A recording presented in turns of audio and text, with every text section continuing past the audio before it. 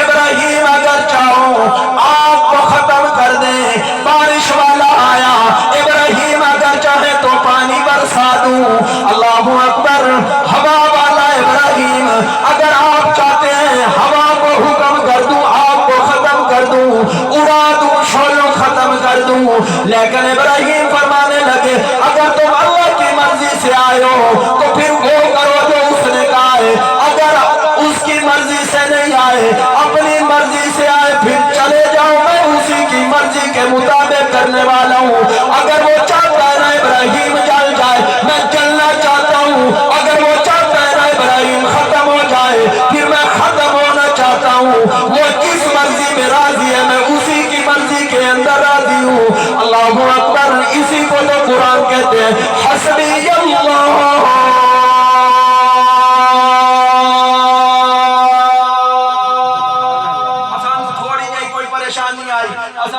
فلانے پیر کو جاؤ وہ چنگا تعویذ دینا ہے،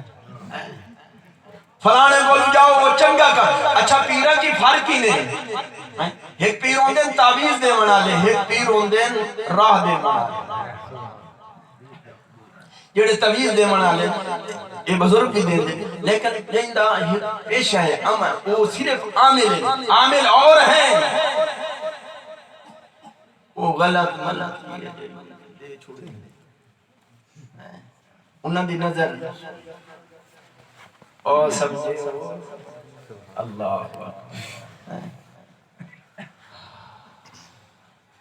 اس لیے کہنا چاہتا ہوں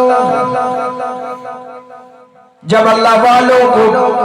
ہاتھ دینا چاہو نہ دیکھ لیا کرو یہ کون سے اللہ والے ہیں، کہیں تمہاری جیب پہ تو اس اللہ والے کی نظر نہیں، جس کی نظر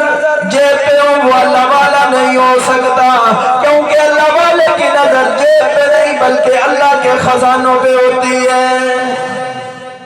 اللہ کے خزانوں پہ ہوتی ہے۔ اللہ فرماتے ہیں لوگوں اگر تمہارا کام اڑ جائے، تمہیں دنیا کے اندر کوئی مصیبت آ جائے، کوئی پریشانی آ جائے، شاہ جی اللہ اکبر ان کی موجودگی کے اندر کہنا چاہتا ہوں کوئی پریشانی آ جائے، کوئی مصیبت آ جائے، کوئی تکلیف آ جائے، میرے آپ کے محبوب آمنہ کے لخت جگر محبوب مدنی کریم صلی اللہ تعالی علیہ وآلہ وسلم نے فرمایا لوگوں پریشانی کے وقت 2 رکعت نماز نفل پڑھ کے جب تم ادھر سے نفل پڑھو گے ادھر سے اللہ کام بنانا شروع کر دے گا۔